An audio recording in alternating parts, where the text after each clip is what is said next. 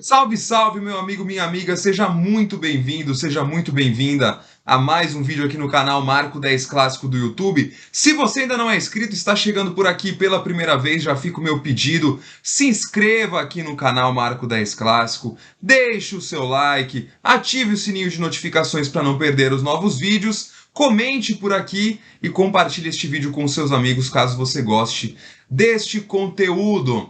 Olha, minha camiseta aqui diz tudo, né? Não sei se está dando para ler bem daí. Futebol heals, o futebol cura.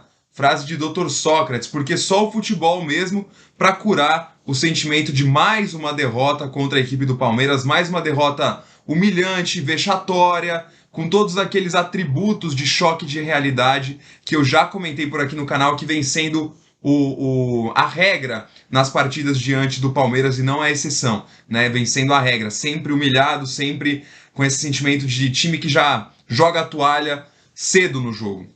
E para esse vídeo eu separei 5 reflexões para fazermos a respeito desse início do trabalho do Vitor Pereira no Corinthians. E a primeira, para ser sincero, é a mais importante de todas, tá, gente? A primeira é a seguinte: ainda é cedo. Já tinha aquela música que dizia, né? E eu dizia, ainda é cedo, cedo, cedo. Pois é, ainda é muito cedo. Tá aí na tela um tweet que eu fiz no dia 14 de março, depois de uma partida contra a Ponte Preta. Um outro vídeo que tá aqui no canal também. Eu dizia que ainda era muito cedo para elogiar e para criticar o Vitor Pereira, depois daquele 5-0 que causou toda aquela euforia, né? E continua sendo cedo. Pouco mais de um mês depois, ainda é cedo para criticar ou para elogiar esse trabalho do Vitor Pereira até aqui.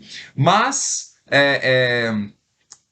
assim, o torcedor brasileiro, de uma forma geral, principalmente depois da passagem do Jorge Jesus pelo Flamengo, ele passou a acreditar que eram treinadores que realmente são bons, conseguem fazer a diferença num time em pouco tempo.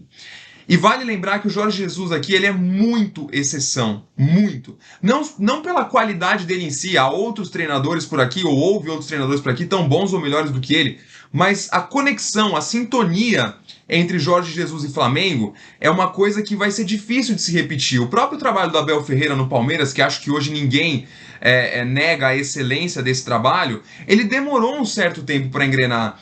O trabalho do Tite no Corinthians nem se fale, outro grande treinador, o maior da história do clube, né? Então, ainda é cedo para tirarmos conclusões sobre a qualidade do trabalho que vem sendo feito. Mas não é mais cedo para tirarmos conclusões a respeito do que temos visto dentro de campo. E é aí que vão começar as minhas outras 4 reflexões aqui.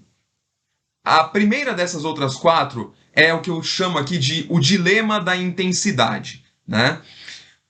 A intensidade virou uma palavra de ordem, né? Virou quase que um mantra do trabalho do Vitor Pereira no Corinthians desde a sua primeira entrevista coletiva. Mais ou menos como era a sustentação para o Silvinho, né? O Silvinho sempre falava disso, sustentação, tem que sustentar, sustentar. Para o Vitor Pereira virou a ideia da intensidade. E isso passa por uma proposta de jogo e isso também acaba se refletindo nas escolhas dele para jogadores que jogam mais e outros que jogam menos dentro de campo naturalmente. O problema dessa tal da intensidade é que quando você não tem jogadores no time com a qualidade ou a capacidade de um Danilo do Palmeiras, por exemplo, né? Que é um jogador que tem muita intensidade, muita volúpia, mas que também tem muita inteligência para jogar, você passa a ter que escolher muitas vezes entre a intensidade e a inteligência. Jogadores mais cerebrais ou jogadores com mais pulmão. Você quer jogadores com mais pulmão ou com mais cérebro, né? Às vezes você tem que escolher. O Corinthians hoje ele te oferece poucas peças no elenco que tem as duas coisas, que já estão preparadas, que já estão sólidas o suficiente para oferecerem pulmão e cérebro. E o Vitor Pereira tem optado exclusivamente pelo pulmão, de uma forma geral, né? Isso explica, por exemplo, o sumiço do Cantilho do time, né? O que aconteceu com o Cantilho? Se a gente pegar essa partida contra a Ponte Preta, que foi a melhor até agora do Corinthians sob o comando do Vitor Pereira, o Cantilho foi o melhor em campo. Ele entrou aos 30 minutos do primeiro tempo, depois que o Corinthians já tinha feito 1 a 0, o Duqueiroz estava mal no jogo, já estava amarelado. O Cantillo entrou, mudou o jogo, o Corinthians faz 5 a 0 e depois o Cantillo some completamente. O Cantillo é só cérebro, não tem pulmão ali, né? Mas o Rony, por exemplo, que vem sendo uma opção muito mais frequente do Vitor Pereira, pelo menos para entrar ao longo dos jogos, é só pulmão, né? É só pulmão. Pode ser um jogador que vai se desenvolver, acredito no potencial, etc. Mas hoje o Rony não te oferece a inteligência de jogo necessária para um nível de Série A de Campeonato Brasileiro, né?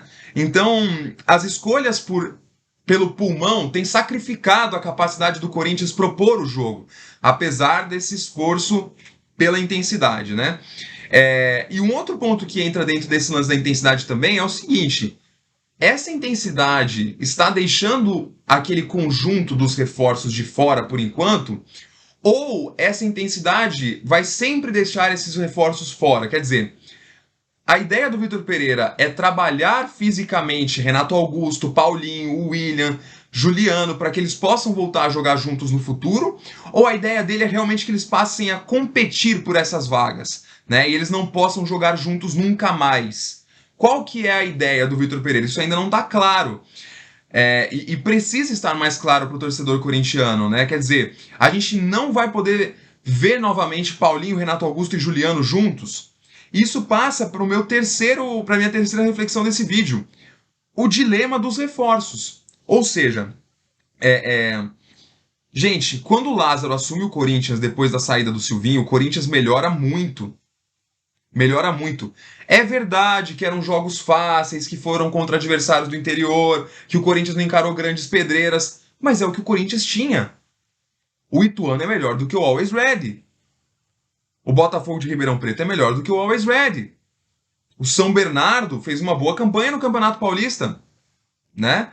Então, contra o que o Corinthians tinha pela frente, aquele esquema do Lázaro com todos os reforços jogando juntos, Roger Guedes de camisa 9, o William aberto pela esquerda e o Juliano aberto pela direita flutuando para dentro, foi o que melhor, foi o que de melhor nós vimos do Corinthians em 2022. Mais consistente, com mais bons jogos em sequência até agora, né?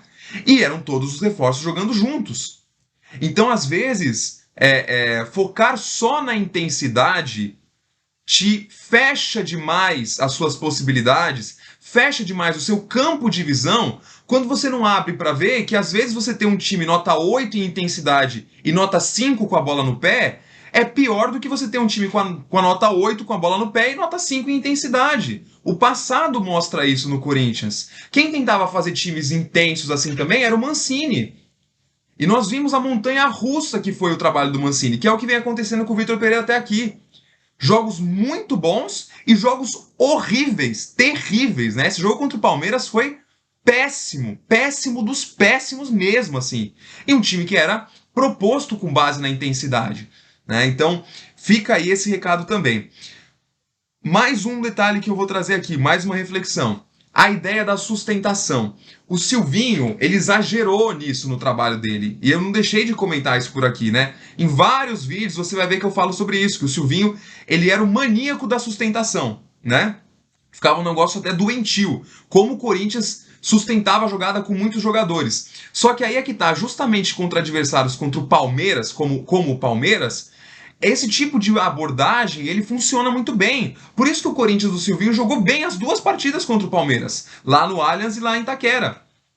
As duas partidas com o comando do Silvinho contra o Palmeiras foram muito boas, porque o Silvinho fazia times que se sustentavam muito bem, que não iam desorganizadamente para o ataque, que não ficavam expostos ao contra-ataque tão facilmente, né?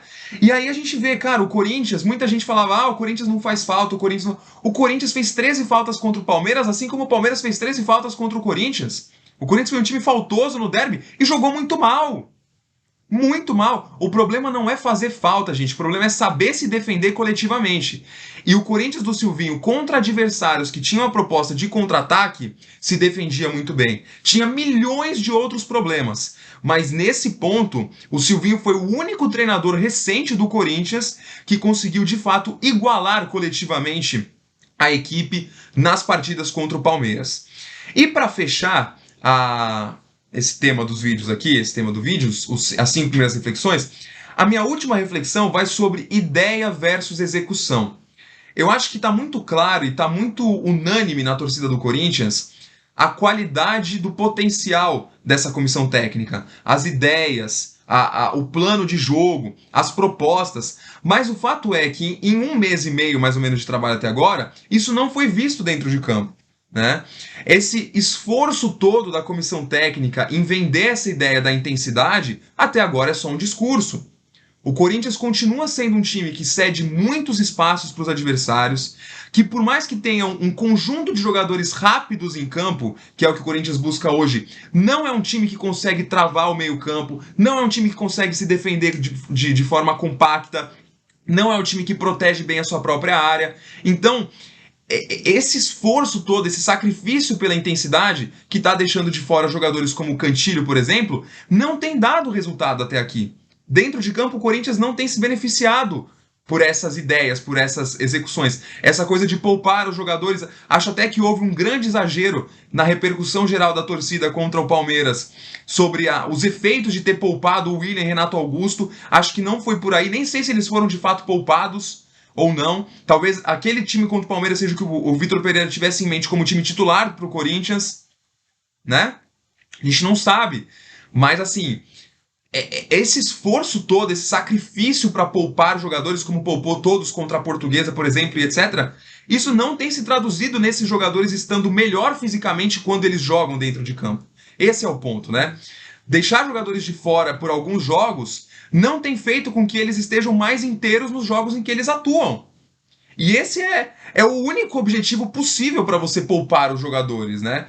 Então, por tudo isso, por todos esses pontos aqui, já dá para começar a entender que o Vitor Pereira precisa rever alguns conceitos, precisa, não diria acordar para a vida, né? É muito forte falar isso, mas o Vitor Pereira pode e deve rever algo do que ele tem pensado, entender se de fato ele vai querer se sacrificar nesse início, pensando nessa intensidade do time no futuro, ou se ele vai precisar adaptar outras ideias de jogo mais equilibradas e mais, digamos assim, próximas ao que o Corinthians vinha jogando lá com o Lázaro, eventualmente voltando os reforços juntos e abrindo um pouco mão dessa intensidade maníaca, né, dessa intensidade de mantra, e pensar em um Corinthians mais equilibrado para voltar a vencer e atuar com mais consistência, como vinha acontecendo no período do Fernando Lázaro. Por hoje é isso, galera. Mais uma vez o pedido, deixe o seu like, se inscreva no canal, compartilhe o vídeo com os amigos, comente por aqui se você gostou.